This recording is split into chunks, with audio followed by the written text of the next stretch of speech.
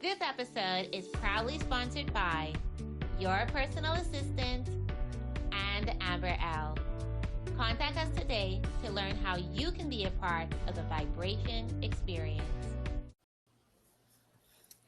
Good evening, everyone, and welcome to Vibration, where we empower individuals to speak their distinct truths, passions, and personal message on a global online stage. I'm your host, Michelle McDonald, passionate foodie, author, and entrepreneur. And tonight I give a special thank you to our show sponsors, your personal assistant and Amber L. In continuing with our theme of striving to improve food security and sustainability in the Bahamas, we are discussing the topic, the critical link between bees, food security, and sustainable food. Our guest tonight is Ms. Shacara Lightbourne, who is an agriculture professional and beekeeper with a demonstrated history of working in the farming industry, agriculture rural development, HACCP, and apiculture. She is the former acting country representative and technical coordinator of the Inter-American Institute for the Cooperation on Agriculture, or IICA, where she served for 10 years. Currently, she is the founder and CEO of Island Foodology, AG Consulting and Training. Through her company, she has organized the first ever Bahamas Bee College on the islands of Abaco, Eleuthera, and New Providence. Shacara specializes in project proposals, technical assistance, and project management.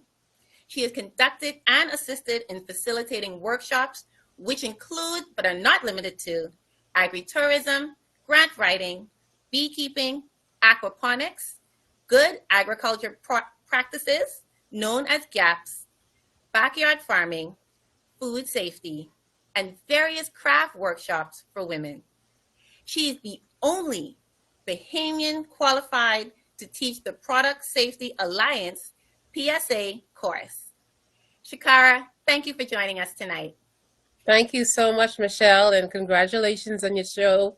I know we go way, way back. We're Blue Waves. Yes, strong. From being on the soccer field together, so we go way, way back. So congratulations on all that you do, and we appreciate all the work that you do to bring awareness to the environmental field as well as agriculture and being so engaged in our community, our scientific community. So thank you for having me. You're very welcome, and it's a pleasure to have you on here tonight. There is so much that you have in store for us, especially when it comes to bees and really helping persons to understand their value when it comes to food, to our crops, to gardening, farming. There is so much to it, and so I can't wait for us to get into it. Mm-hmm. So first of all, beekeeping is such a unique niche, but it's also one that is valuable to thriving agriculture. Shacara, tell us about your journey through this sector and your connection to agriculture. Well, I originally started my agricultural career at the age of 15, where I started as in the piggery at the government farm, kind of forced into it. But eventually I kind of fell in love with it, and that's where I found my love for being outside, being in the environment, and dealing with animals. So I then went to College of the Bahamas and studied agriculture, went off to school and in Canada and University of Saskatchewan, did animal and poultry science. And so animals, even my first job was a dolphin trainer. So animals were always a part of my life and what I did. Also was a zookeeper for 3 years. So it's woven all throughout my career. So in 2015, in my role as the technical specialist at IICA, one of the things I did was I would do is organize trainings and capacity building workshops for our farmers and our producers here. And a group came to us and asked if we would help them to organize a beekeeping training. And I had heard about beekeeping, and I was a little bit skeptical because I actually had a family member who died from bees a couple of years before. So But it seemed interesting at the time, and so we had a specialist in the Dominican Republic that we brought over to have our first. I don't know if it's the first ever, but it's the first in many years beekeeping workshop, and I was shocked the amount of um, support and the amount of interest in beekeeping or apiculture. It's apiculture. At the time, I literally had 60 people in that little meeting room that we had. Wow. It was standing room only, literally, and we had about people come from 5 different islands fly in for that workshop. So from Nice. then, we did doing a little bit more research and working with the Department of Cooperatives at the time. We found out that honey is a very sought after commodity. I think at the time we were Mhm. importing like $10 million worth of honey into the country, a lot of it from Jamaica, a lot of it from the US. And, just dove deeper into this whole liquid gold scenario of, the honey aspect of things. And so from Mhm. there, I sometimes I have a little obsessive personality that I always need more information, more, and I'm always seeking information. I'm always learning and trying to find out more about something. So that started my whole love for it. I actually did my first Caribbean Bee College in 2017, where they had the University of Florida would have this program that they developed called the Caribbean Bee College, and they had one in Barbados. So I took my vacation, flew to Barbados, and that was my first bee college. And from then, it was just a whirlwind of bees, all being a little obsessed with it up until this date. So yeah, that's how I kind of got into it, and they're on my list of very interesting animals that I like to. I'm always into animal behavior, which sometimes links to people behavior. That's Mhm. the codification there, and I like to draw the similarities between animals and people. That's kind of a fun thing for me to do. Yeah, that definitely sounds like an interesting connection. I'm sure you find a lot of similarities, although persons Yes. may not think so. Yeah. No. Yeah, but there are. If I begin when I talk about the bees, I talk about them as if they're people, and just the way they operate as a colony, Hmm. and how as a colony they are just there's no I in there. They're always working towards True. the good of the whole colony and not one individual bee. They Hmm. never work alone. They always look out for each other. And so that's some of the traits I think we need to adopt as human beings, and as we develop our country, to think and to think of ourselves as a group, and pretty much no one left behind, just working for the development of the future of our colony. Considering that bees only live 36 to 40 days, they somehow work towards, even though they somehow know they're not going to be there for a long time, they do as much as they Hmm. can um, for the betterment of those coming behind them. So that's the trait that I kind of most admire about them. Even if they do it consciously, or they just do it, that's their nature, but still that's something that I think we could learn from. Yes, I absolutely agree. And what you're saying really is synchronicity. How can we work together, common goals, achieving one thing? And truly, with the bees, it shows that unity stands for a lot. Right, Representation. right. Everyone understanding that, we're all on the same team, maybe different rules. Different roles, And even yes, with bees, same thing, different yes, rules, yes, but we all accomplish one thing for the right, betterment of the colony. exactly. So where exactly does island foodology fit into this?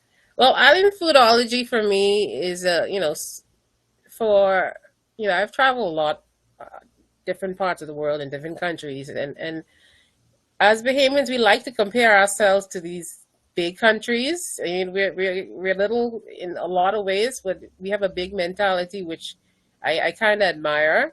But we have to acknowledge the fact that we things are different here in this island life. We can't Mm-hmm. compare the way we produce food with the way they do it in big countries like United States or Canada. All the subsidies that they get, and all the support from the government that they get, and even their environment. is different than ours. We have hurricanes every year. We have limestone soil, all these different Mm. things. And the way we produce food on an island is very different. And so the concept for my company, Island Foodology, is ology means the study of. So food, study of food on an island, basically.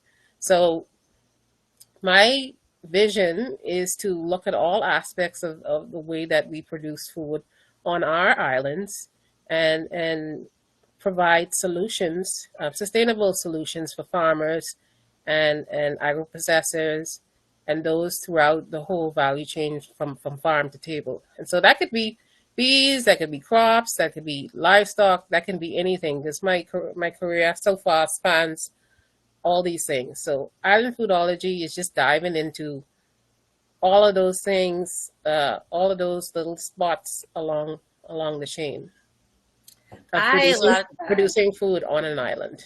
Yes, Yes. yes. I love that concept. Absolutely. I'm a foodie, so I love everything food, and I understand truthfully how everything really connects. Persons really feel as though food is just something that we prepare, it's something that we eat, but it is so much more. And there really is a science to all of it. Mm-hmm. There is a lot of moving parts, different Right. components that kind of brings it all together. And I really love the focus of it being on an island because we don't think about that most of the Right. times. Like you say, it's all about, being developed, especially here on New Providence is like, we're the main city, main capital, the most developed out of all of the islands. And so, we see ourselves looking out on the platforms of others and not really like Valuing, yeah, embracing, valuing what yeah, we have. embracing, valuing what we have, the island life, the unique characteristics, the things that people want to take pieces of, you Right. know? Yeah, yeah. Even with the pothole farming, I mean, this is something that was done traditionally by Lucayan, that's it, the first inhabitants of these islands. The pothole farming, that traditional knowledge, that was carried on up until today. We still have farmers in places like Cat Island that still do pothole farming, planting in the pockets of soil. We don't have a lot of soil, so they plant in pockets in the honeycomb rock to produce the food that we need. That subsistence farming and that type of farming doesn't destroy the environment a whole lot compared to full on commercial scale farming. You kind of working with the environment in that way, which is now what people seem to want to get back to, working with what you have instead of modifying the environment so much that Yes. it kind of destroys everything, and it it isn't conducive to us as a future. I mean, future production of food. Yeah, and that's very positive to hear because what I'm understanding from that is a way to show sustainable farming practices, Right. staying green and being safe in Hmm. everything that we do in regards to gardening. So shout Yeah. out to those Cat Island farmers for that. Yeah. It's a very good practice. Yeah. So connecting back to the different components of agriculture and talking about bees, pollination is vital to life on Earth, and bees are one of the key pollinators of crops in the world. Enlighten us on what this process is and how bees impact and contribute to crops overall.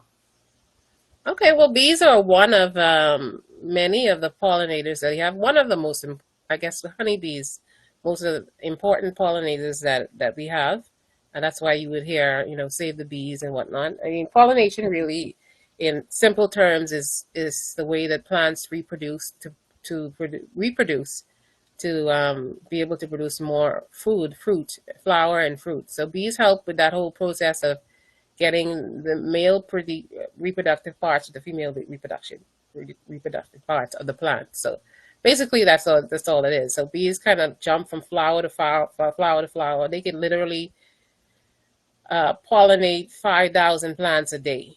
Just Wow. from the sun comes up until the sun goes down, they're all around from flower to flower, just pollinating and moving um, uh, that pollen from female plant to male plant, and so that's why they have seen us as one of the most important pollinators in the world. Mm-hmm. And some of the plants that a lot of the plants they pollinate are critical to our the foods that we eat. Mm-hmm. Especially our Absolutely. fruits and our vegetables. A lot of it, even in places like California with the almonds, I think they are solely pollinated by bees, which in a way is not necessarily a good thing, but it's a big industry for California.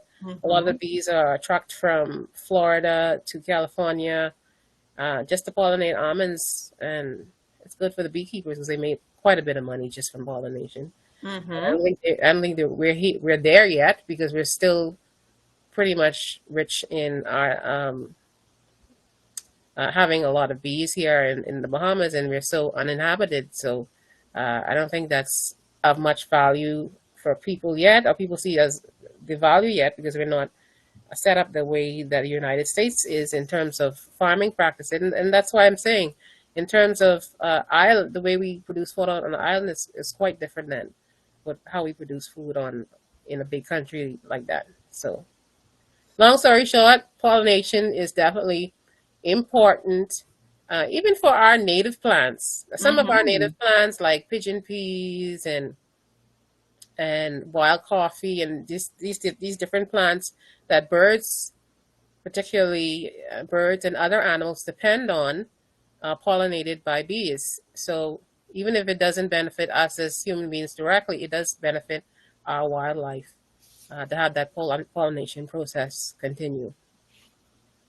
Yes, and I think that's a very important point because I was going to ask what local produce is actually being pollinated by bees so the person can actually put it into perspective because we can hear about it, but if we realize that it's something that we eat every day or see a lot within the farms, then we understand the connection. We understand why they're valuable and not just something that's beautiful to look at because that's usually what we see animals are, at least some insects to be. So I appreciate you talking about pigeon peas. It's something that goes way back for a lot of us. Yeah.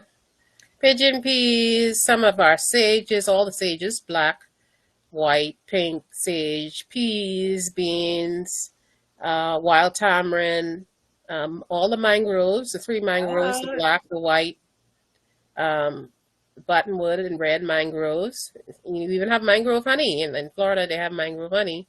Sea nice. grapes. So a lot of the fruits, especially, are pollinated by bees. Awesome, awesome point. Since 2019, it was noticed that there was a sharp decline in honeybees in select parts of the world, which was noted as the colony collapse disorder. This had a significant impact on agricultural food production and the food industry worldwide and was a wake up call for many around the world regarding how critical bees are. Can you say if this is still a threat to food security, meaning does this disorder still exist? And is it directly impacting the Bahamas? Well, Michelle, it's really hard to say because unfortunately in the science field in the country, there's not a lot of research being done in this area to see where we were at to begin with, and if Mhm. it's for me to be able to say that if there was a decline or is the population still healthy? I mean, as far as I'm concerned, we have a very healthy bee population, and Awesome. even considering that, I don't think they've ever found pinpointed. Scientists are still trying to find out the cause of the colony collapse, which really is, worker bees leaving the hive and leaving the queen with some immature bees in the hive, which is unheard of. I mean, if you know the behavior of bees, they don't ever leave their queen. I mean, they're very protective of her. Once she's a good laying queen and her pheromones are strong, they're always around her. So for something like that to happen, where they actually leave her, that's unusual. And I don't think they found the cause of that yet. I think they're still doing research on that. In terms for us, I can't say exactly because we don't have a lot of research yet on even our pollinators in general. We don't have a lot of, I think we probably have two entomologists in the country, maybe two I can think of. So we still have a lot of ground to cover in that way, Mm-hmm. in terms of finding out who our pollinators are, what the population is like, not only for bees, but other pollinators as well. So there's still a lot of work to be done in that area, um, to quantify whether we've lost or we've gained. We still don't know that, unfortunately. So lots of work to do. Yes, and at least it sounds as though this is something that, we can work on from a statistical aspect.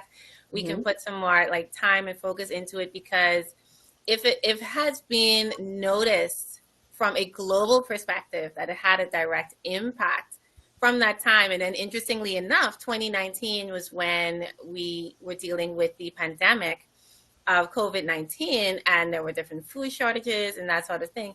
It would be good to know how exactly that is impacting us. But fortunately, as you stated, we are healthy and thriving in Yeah, the well, honeybees area.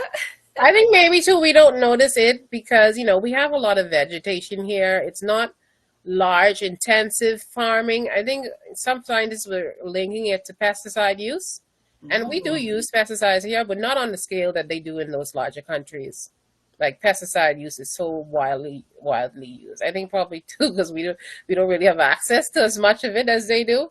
Mm-hmm. So, and then we have a lot of uninhabited islands. So maybe that's why we don't have that issue. I'm just speculating here, but I would say, and then also we don't have a large commercial beekeeping sector, so I'm sure they would notice it more from a commercial standpoint than we would. I think it's still probably more of a hobby type thing for us. I mean, Mm-hmm. even though it's a business for people, but it's not like on the scale of one company having 3,000 hives like you would in Florida, or having one state having 20,000 colonies or something like that. So we're not nearly at that level yet for it to be an issue, I think, with our populations. Okay, well, that is good news that we are doing great. Now, one thing I must say, and I've noticed it not just from a professional standpoint, being in the environmental field and noticing different swarms and different hives, kind of coming about, but I've had a lot of friends and I've seen it on Facebook where there are just swarms and swarms of bees, different hives found like in flowery bushes, in sheds, in walls, behind Mm, homes, things like that. yeah. And most of the times persons don't know how to react. And so their initial response is, I'm gonna get stung, I'm Kill freaked them, kill out. them, kill the bees. Exactly. I don't know what to do because I don't understand the value. So Yeah. you're here tonight. Let us know, how should we properly respond to something like this? Because we do want to save the bees. They're here for a good reason. They are part of the agriculture process. They are part of the food process. We want them to stay, but most of us don't have the tools. We don't have the knowledge to know what to do next. So what are your recommendations? Well, first of all, before I get into that, this is one of the reasons why I did the Bahamas Bee College. I wanted to capitalize on the fact that we, as the Bahamas, we have our own brand, and my idea was to bring people from different parts of the world to have this experience with us in terms of learning more about our bees, and through any aspect. I mean, I'm very big on education, as I told you, whether it's public education or just people just learning how to do things for themselves in general. So that's why I wanted to have Bahamas Bee College, and I think it went well. We had about over 40 people from the three different islands, which is fine Nice. for the first time. Hopefully, I'm thinking I'm going to do it next year, but maybe a little differently. So it was a learning experience for me as well. But it was amazing to have people. The more beekeepers I can train, or the more people that I can educate to not be afraid of bees, the better. And it starts there with education and people knowing. People are always afraid of things that they don't know. The more they know, the better it is for everybody. So, in terms of bees, I would say there's a WhatsApp group that I'm one of the administrators for, that we manage, group of beekeepers and bee enthusiasts. It's called the Swarm, So most people just call me, and I don't do removals anymore because I really don't have the time. And then I don't do heights anymore. So I'm not gonna climb up on a ladder, two-story building to get into somebody else for some bees. But usually there are people in our group that do it full time, like Charlie V. Shout out to Charlie B, Ruben Ramming, Ian Hutchison, Gary Mackey, Caesar. It's a whole bunch of them that do this. Those guys do it full time. So I would say, firstly, call a beekeeper. And then the second thing is, knowing the value of the service you're going to get. I mean, normally you'd probably call an exterminator. You'd have to pay that person.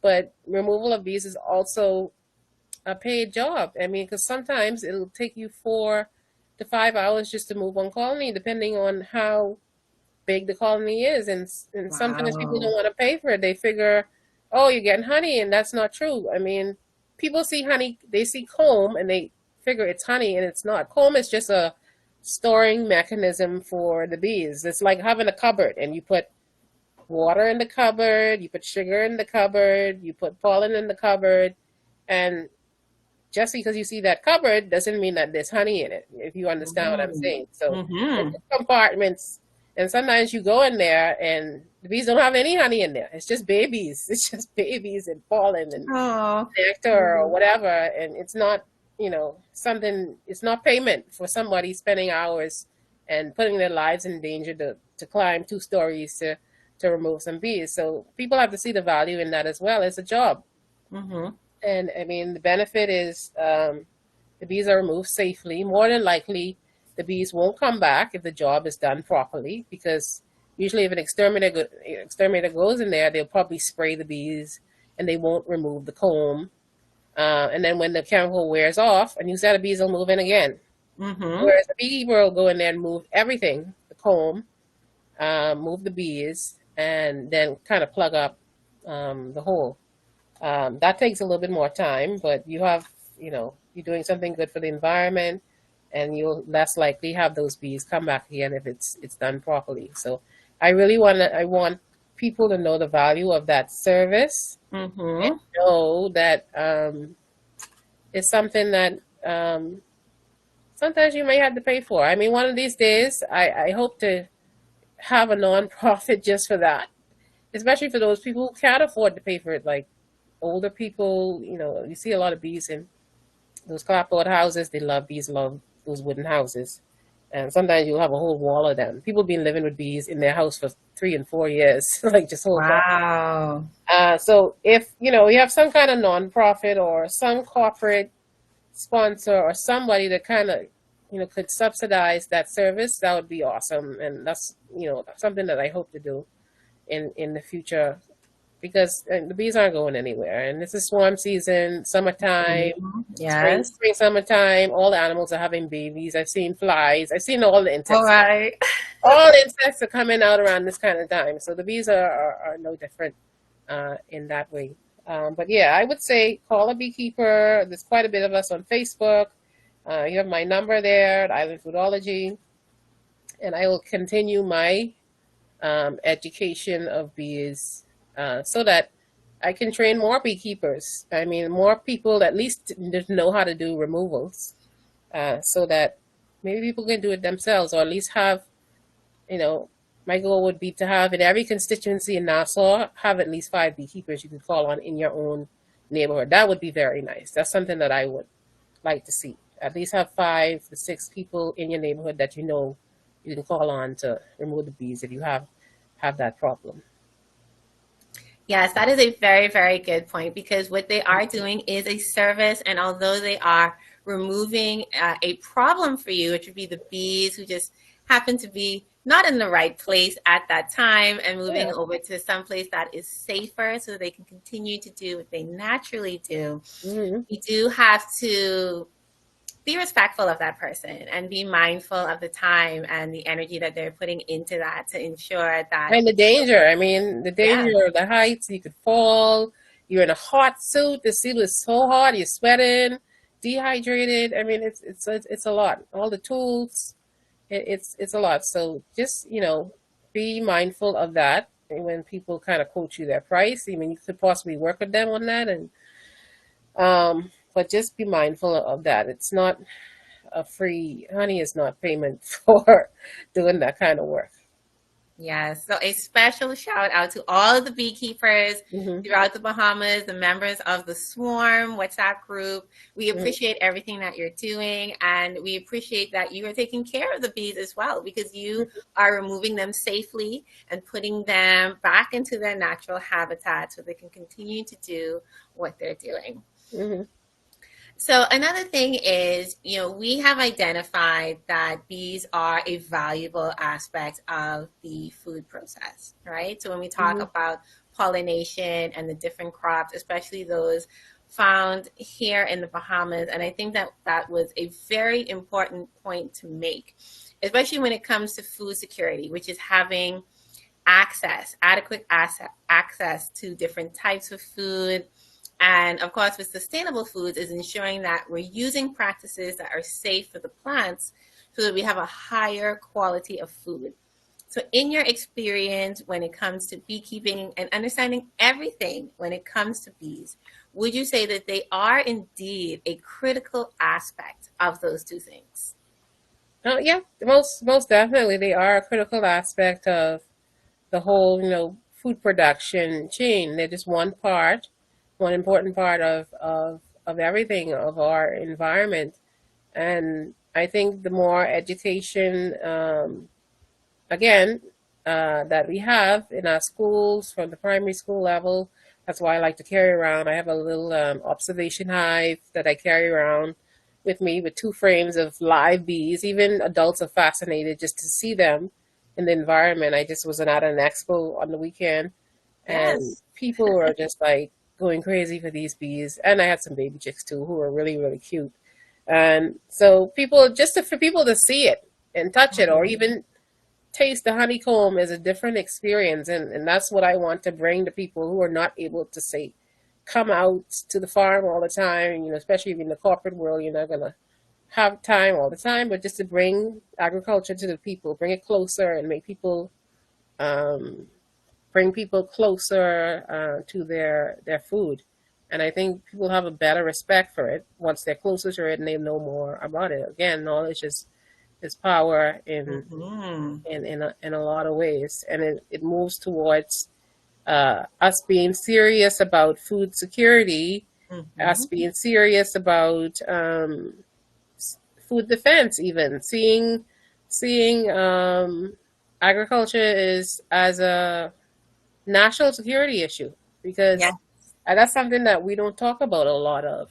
Um, if you look at big countries like the United States, if you want to take a page out of their book, they have a bioterrorism act when it comes to food. Food defense comes under their homeland security. That because they know that one of the biggest ways to destroy a country is through contaminating their food and their water, which is Mhm. one of the other things that I teach, which is food safety, and a part of that is food defense. I'm sure you've heard a lot of stuff on the news about recalls of spinach or Yes. recalls of Romaine lettuce. sesame. That was Yeah. huge. So I mean, food safety and food defense is another conversation we need to have in terms of uh, food sovereignty and food security. And I don't think we're making that connection. People have little pockets of the chain. People have little gaps that they like to buzzwords they like to say, but I don't think they fully understand sometimes, and even some of our decision makers, how all of this is connected. And so that's why it's so important, like people like us, or and even in the agriculture sector, to make that connection with people, starting with private sector, even like maybe consumers, people who actually consume them, to start from there, and Yeah. they are the ones who are going to spur government to act and make the decisions that need to be made. Yes, I absolutely agree. And you said something that was very true. When persons can touch something and see something, they can relate. They can Right. understand. So from afar, a bee they can't necessarily connect with. They see it and, there's a sense of fear, there's a sense of, misunderstanding it. But when they can touch it and they can understand the value that it brings, they understand that there is a sense of safety behind it. And then you bring about that knowledge and they make that connection, it really makes all the difference. Even them knowing the value of the honey that they buy, they say, "Oh, some people know the value of it, and some people know the difference between the imported honey and local honey." I always tell people it's better to always consume honey from the environment that you're in, because Mm-hmm. the bees forage on the plants that are in your environment. So, it's always better for your immune system for you to have local honey, and then you can always interact with your beekeeper. Whereas that Mm-hmm. honey in the store, they're coming from, that's probably a blended honey from somewhere, even though it does say organic.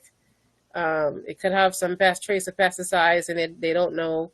I mean, sometimes people even add a little bit of rice syrup. There's so many, it's like almost over 10 different products that people add to honey, and you really can't tell the difference. So at least with the local honey, you know who your beekeeper is. You could even visit their apiary, and um, for us, it's a little bit more difficult in terms of producing honey, because so many things can happen in terms of the hurricane. Sometimes there's a Mm-hmm. dearth, there's not enough flowers. We don't use a lot of chemicals when it comes to at least I don't know any of our beekeepers that use the amount of chemicals that they use in places like the United States for beekeeping. They use all kinds of stuff, and we don't use that stuff at all. Like, they use all kind of medications and stuff to keep their bees healthy, and all of that. So, but we're just doing it the old-fashioned way, the natural way, and it may be a little slower for us. It may be less profitable, but hey, that's where we are right now. And I want people to see not only the value in the honey, but the value in the wax as well, which is another thing. We did in Bee College. We did a products of the hive workshop. Mm-hmm. We taught people about value in wax, beeswax candles, which has been used for thousands of years, especially in churches. Some of these old churches, uh, they'll use 100% beeswax because it doesn't give off any toxins. It actually purifies the air, unlike paraffin or Wow. maybe soy candles. You'll see that black. If you put it close to the roof or somewhere, you'll see that black burning. That's soot. That Mm-hmm. doesn't happen with beeswax candles because it's a natural thing. So we did beeswax candles, luminaries, lip balms, hand creams, all these different products that come from the hive, educating people about that. We even did mead. Mead is like one of the oldest alcoholic beverages in the world. They talked about mead in the Bible. Mm-hmm. Mead is just basically honey wine. We did that at the workshop as well. So there's so much value in the whole hive. Um, as a country, that can be another industry that we get into, like queen rearing, where we can produce queen bees, healthy queen bees, because we don't have a lot of diseases here in the country. You could produce those bees and export a bee, queen Mm-hmm. bees to different countries. Those bees cost about $40 each. So we just producing that and exporting that. One of the advantages of being on an island is that you can contain diseases, and you can contain different things. That can be another industry that we can possibly look into. Yeah, it sounds pretty good. And I want to applaud, as you stated, that when the beekeepers produce their honey here, they don't use a lot of the pesticides or the other methods that are found abroad. So I want to applaud them for that. That's a very good sustainable practice Mm. for food and also in taking care of the bees themselves. And I also want to thank you for hosting the first ever Bee College and the difference that you have made here in the Bahamas throughout all of those islands, spreading the message of bee products, understanding the potential of it, the how natural it is, the entire process, the Hmm. beauty of it all. The bees can be safe, and that Hmm. they add so much to our economy and to our nature. And so, thank you so much, and everything that you continue to do with that. I just wanted to add too. I mean, not to say that bees can't be dangerous. They can be dangerous, especially. I don't want it to make it sound like it's all sunshine and lollipops, because it isn't. Bees, like any other animal, if they have something to defend, like us, they will defend it. So if Mm-hmm. sometimes people come across wild hives, and the bees have been established, let's say, for years, and they have a lot of babies, and they have their queen in there, and you not paying attention, or you unknowingly, um, run up on a hive, they're going to defend themselves, and they may get aggressive. So in that case, I would just tell people to walk away very quickly. Not don't run, don't flail, and just try to get out the area and find someone to remove the bees in that way. So it doesn't really necessarily mean the bees are killer bees, even though we may have some crossbreeding here with that, but the only way you can tell if the bees are Africanized is through DNA, and then of course their behavior. Because I've had bees chase me down the road and through the corner, so possibly. And also the bees also may be aggressive because they have a certain, there's some diseases associated with bees like varroa mite, there's some mites, and there's hive beetles, and there's different things. Everything is trying to get into the hive to eat either their babies or eat the honey or whatever. So they're always on a defense mode.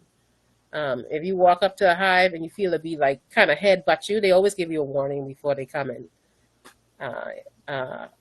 Sting you, because naturally when they sting you they die, and they don't necessarily want to do that, so they will give you a warning. So just look out for things like that. If you see a bee comes and just keeps kind of harassing you and doesn't sting you, that means probably it's a guard bee, and there's probably a hive somewhere around. So just keep that in mind. Other than that, just learning about the behavior of different animals, and the more you know, the better it is for you. Yes. And so I appreciate that. Thank you for those safety points, everyone. Always want to encourage you to stay safe. Look out for your surroundings. As persons say, read the room and stay aware at all times. Mm. So lastly, there is one thing that I definitely wanted to promote here when we're talking about farming, agriculture, and bees. Is there a way for our local farmers, whether on a commercial scale or with backyard farming, that they can promote or encourage the presence of bees, not only to encourage bees in general, but also crop pollination and even crop diversity? What would be your recommendations for that? I would just say, not necessarily everybody has to have a hive. Just continue with the education and trying to learn more about it. We need more research in our environment, period. An inventory of bees are another natural resource that we need to get inventory on, like all the other pollinators.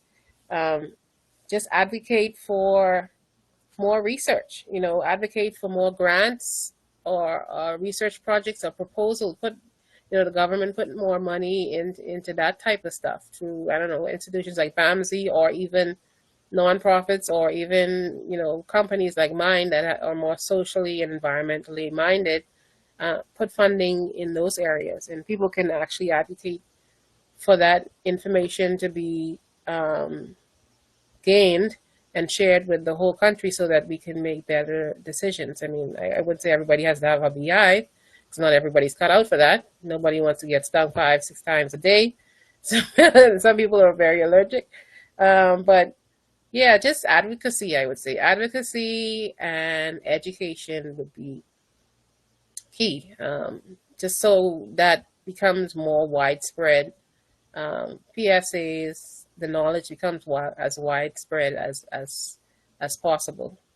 And then starting from school-age children, starting them from a young age to learn more about their environment, the bees, the honeybees, as well as all of our pollinators, even flies, even though we don't like flies that much, but they are pollinators as well, and they all have a purpose in this our whole ecosystem. So when you had mentioned that in California they have almonds that are only pollinated by bees, are there any specific flowering plants or crops that can be planted so that we can encourage more bees within the area? Yeah, I would say sunflowers, anything with a shallow face, anything in the daisy family, sunflowers, more native plants for sure, like pigeon peas, well, poison wood is always there. Um, lignum vitae, things with small, little cute flowers. I know we usually keep the shepherd needle, these things like that. Things that bees could easily access. There are other plants too that hummingbirds like to. And usually those are flowers with the big, long um, petals that they can stick their long beaks into, but bees can't get into that. So aiming where the pollen is right there and the fly, everything is right there accessible, I would say is a rule of thumb that they could possibly plant in that way. Usually native stuff. Excellent, excellent. So one last thing. We have heard about Island Foodology, Mm-hmm. your bee college, the impact that you are making, also you being present at the Business Expo over the weekend, and persons just being fascinated with everything that you're doing and changing their perspective on what bees are all about. So tell us what is next for Island Foodology and ways that we can incorporate learning when it comes to bees. How can we connect with you? Well, next for Island Foodology, as I alluded to earlier, is focusing on food safety, grower, good agricultural practices, grower, starting from the beginning, where it starts on the farm, good agricultural practices, use of pesticides, proper use of pesticides, reduction of biological hazards like pathogens, like E. coli, all that stuff when it's on in spinach, and proper use of compost on flowering plants, and so food safety from that aspect, and then food safety from the manufacturing, agro-processing, and retail aspect of things, like so certifications like SurfSafe, certifications like HACCP, which is hazard analysis and critical control points, which really is a scientific term for identifying those areas in the chain that is most critical to keep the food safe. So that's what HACCP, it sounds fancy, but that's what HACCP is. Like those areas where the food is gonna definitely make people sick, taking care of those areas, identifying them, doing analysis of the whole chain, identifying them, and then making sure it doesn't happen. Good agricultural practices deals with from the farm level, making sure there's no contamination of your spinach, because unlike certain things like meat that has a kill step, something, it's pathogen or something, at least you can cook it. But with vegetables, there is no kill step. You have to get that right the first time, because people pretty much just wash vegetables and put it in their mouth. And so if it's contaminated, it can make people very, very sick because it's raw, right? There's no kill step. So teaching farmers and growers about that at the farm level, food safety at that level. That's some of my next steps. And helping, and once they're trained in those areas, they're going to be able to access more markets. A lot of the reasons why farmers, producers, and agro-processors can't access our big markets now, our big international markets, is because they're not properly trained and not properly certified. And some of these companies don't want to take on the liability of receiving unsafe food from them. They're not sure these people are producing the food to the standards that they need it to be. So by having the certification, by having the training, and having the knowledge, you're able to open up even export markets. Bahamians love to talk about export, even though I don't know if we have, they even sometimes understand the amount of volume you have to, in some cases, you have to produce to export, and all of the regulations you have to go through just to export a certain product. It's a lot of work. It has to do with a lot of documentation, a lot of record keeping, which a lot, farmers don't do that now. So all of that comes under good agricultural practices, documenting things, writing things down, financially as well as technically, to be able to go back and give an account of what you're doing. So changing that whole culture of writing things down, there's a saying that if you didn't write it down, it didn't happen. I don't care how much time you say it. If you didn't write it down, it didn't happen. If somebody can't go behind and look at it to see if it happened, it didn't happen. So that happens too in the financial world when it comes to them accessing funding and grants. They Mm-hmm. can't because they don't have any records. And who's gonna, invest in you if you can't show an account of what you've been doing for the last 30 years? Who's gonna be giving out free money? I mean, so that's my next step in that, in trying to build the industry, as well as some agritourism projects that I'm working on, making that connection between agriculture and tourism, and AP tourism may be one of them, um, maybe engaging other beekeepers from other parts of the world to come here and see how we do beekeeping. That's part of tourism. Sounds That's good. connecting our environment, and even farm tours. I'm hoping to, hopefully work with some really good farmers here, and maybe give these crucial people something to do when they come. Come and visit the farm, have lunch at the farm. These different things like that, making that connection between the industry that makes money and the one that doesn't make as much money. So, Yeah, well, we got to level up, right?